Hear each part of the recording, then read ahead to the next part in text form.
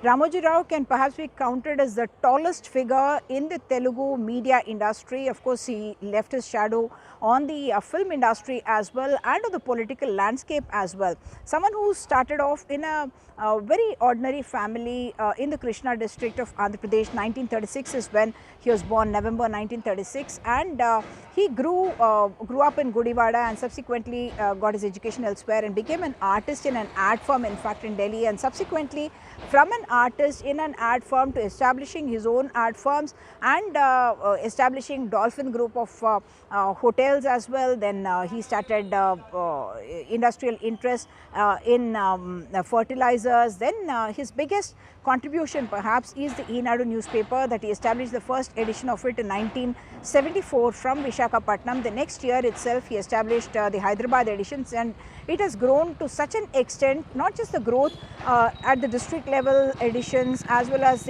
all the regional level editions, the credibility that the name, the brand has earned and has remained a flagship brand in the last 50 years of its existence. Of course, he also established the ETV group, and in different languages across the country. That of course was hived off later.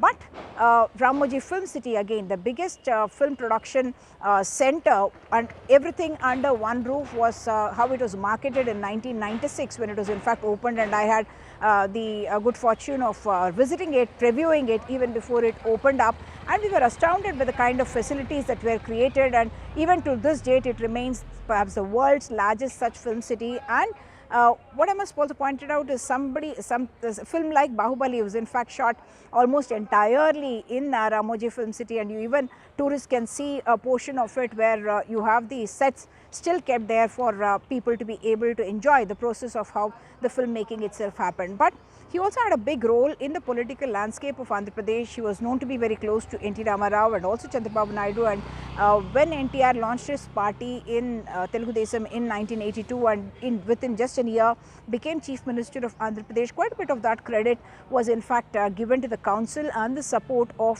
Ramoji Rao. Chandrababu Naidu also continued to enjoy his support. He has in fact tweeted out saying that for the last 40 years I have known Mr. Ramoji Rao, and Revant Reddy has also spoken about him as someone who was a visionary in industry and had a credibility which is unmatched in the Telugu media industry itself. So he continued to remain active till his very senior years as well. Last year is when he faced CID summons from Andhra Pradesh over one of the companies that he had set up, Margadarshi chit funds, over which there were alleged irregularities and also allegations of money laundering, for which he was summoned and he was named in the case by the Andhra Pradesh government, the CID of the Andhra Pradesh government.